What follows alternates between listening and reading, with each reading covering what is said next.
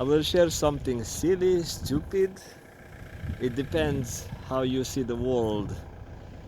It was a bit of an adventure with a bit of adrenaline, but very, very simple stuff. So nothing like jumping off the cliffs or of a tall building, nothing like that.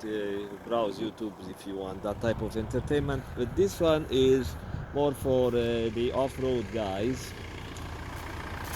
So I have a bunch of drone batteries and two chargers and this inverter that was hooked up to my one battery that I have in the car. So not to the main engine battery, but it's one that is in the car connected parallel to the main engine battery.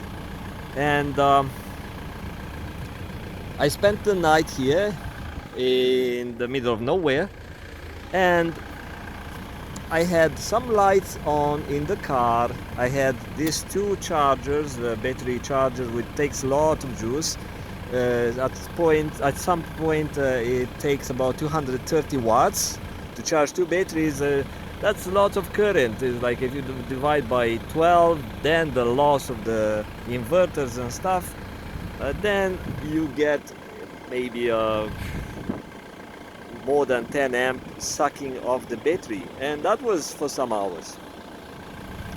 And then I got a low battery message on this thing, and low battery, okay, that's scary, because I knew that something is either poor joint, poor contact, poor connection, or I have a real low battery, the main battery that is also feeding the other battery. Like I said, I have one in the car on the passenger side, and I tried to start the engine, click, click, nothing, and I thought, okay, I'm busted. And I don't like to go on the highway and show my battery booster cables, like suggesting people I need help to boost or start the car. It's like it's not my thing. I don't ask people for help, especially when I'm self-sufficient. Um, I don't like to be rejected. I'm honest here. It's a nasty feeling to ask for help and see the driver going by hundreds and hundreds, and nobody gives you a look. I don't know. Maybe here it's outside of Vancouver. That's a different story. Could be. I don't know. But in Vancouver, so I have this type of trauma idea that you ask for help and nobody stops for you. It happened in the past, and yeah, I don't like this experience. So I have a contraption here. It's an adapter that I built some time ago to charge my phone. So if I go somewhere flying my drone, I just use this thing, which has a cigarette lighter plug, and I plug in my charger, my USB charger, and I can charge my phone. But now this time I used it to steal the juice, which originally came from the same battery. So the same battery was powering my inverter. I was getting 110 volts, feeding this two power adapter for the drone charger, and taking juice or energy from the main car battery and charging, filling up with energy this drone battery. But now I thought, okay, I think I gave them too much, so I need to do the reverse energy transfer. So I powered up this thing, powered the battery, and I took two leads that I have from the inverter.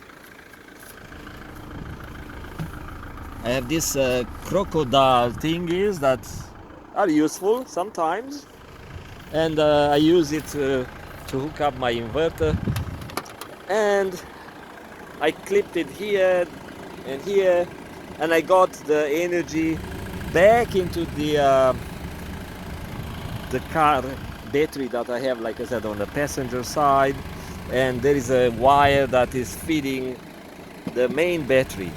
So I got energy back from the drone batteries back into my car, and I was able to start the engine. So now I keep the engine running, so I'm charging the battery because I don't want to run low on battery, because I've used a bunch of energy. Like this is my second battery, which is now pretty hot, to charge the main battery. It takes you a couple of minutes if you do that. These are like 14-16 volts when they are fully charged, and if your battery is about 10 volts, is that low, this wire can get warm, or the battery get warm, or not too hot. They have a protection inside, temperature protection, but yeah, it's a lot of current drawn from these batteries. So now I'm using the fuel, the diesel fuel, to get some energy out of it to run the engine. Engine will run the alternator will charge the battery. So now I can go back after this thing. I can go back and steal some of that energy, or take some of that energy and put it back into my drone battery, so I can go flying today. Yeah, so in the end, diesel wins in this case. Now, with the Tesla cars and those electric cars, I don't know about it, but in my case, diesel saved my butt. Talk to you later.